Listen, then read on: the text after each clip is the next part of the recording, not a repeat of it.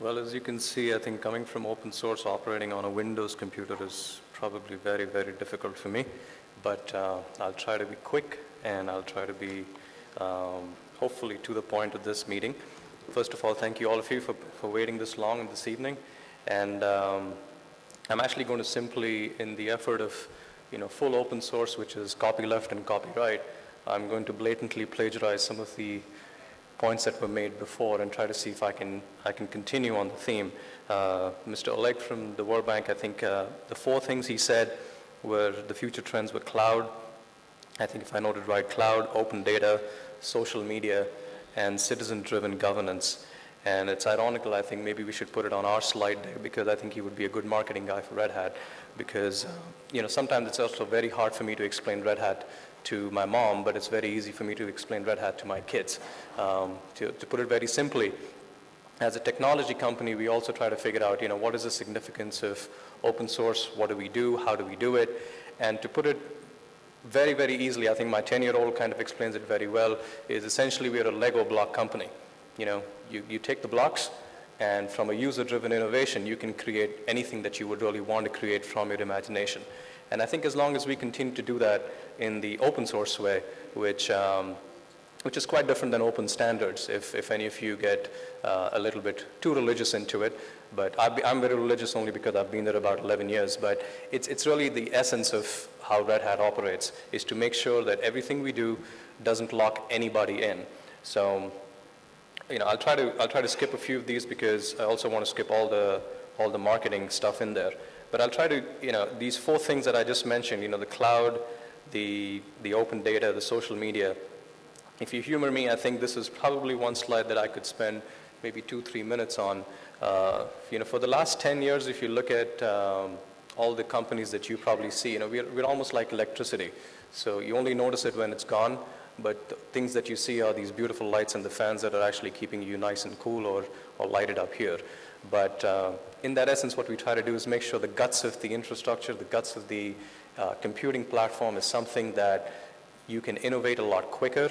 So the speed of innovation is very critical for us, and it's completely open, which means it actually drives the cost down because we're able to actually bring all that innovation that the traditional proprietary model does in a matter of a few months to a years than in decades that used to be before. And if you look at the stack, it might be a little too technical for some of you guys. If so, I apologize.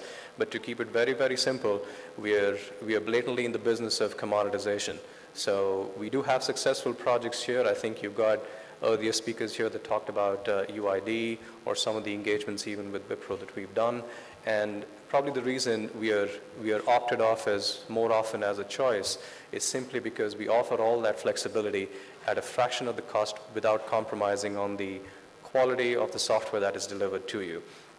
And so, one of the key themes that I would like to say is that, the companies that were mentioned, for example, Facebook or Twitter, or if you look at the cloud services like Salesforce or Amazon, which are the two world's largest clouds, or if you look at anything from a user-driven innovation, in the last 15 years of business, none of these companies have been created outside of open source.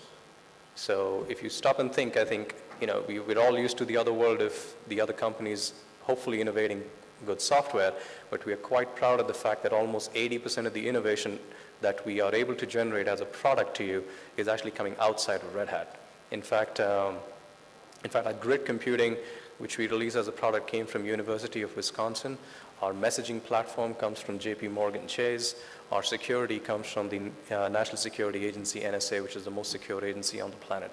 And what we try to do is make sure that technology that we're able to integrate gets easily consumable by the world. So, I don't really have a vertical slide that says how great we are in the government, because I don't think beating my chest up here would do any good to you.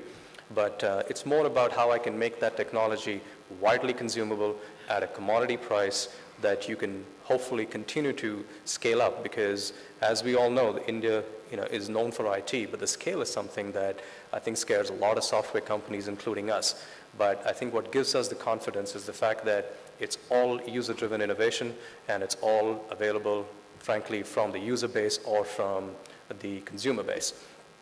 So at the end of the day, I think I don't know if I want to put any of these in, but just to summarize, if it gives you a little pretty picture of how we actually generate products out, roughly, I think as of this moment, we have about 1.1 to 1.2 million people that touch open source and Linux on a daily basis, from which we're able to, so if you're able to put all the software companies together, I don't think you'll be able to add up all the workforce that we are able to, I would not say really manage, but direct.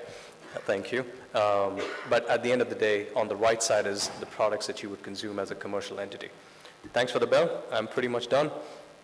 And thanks for your time.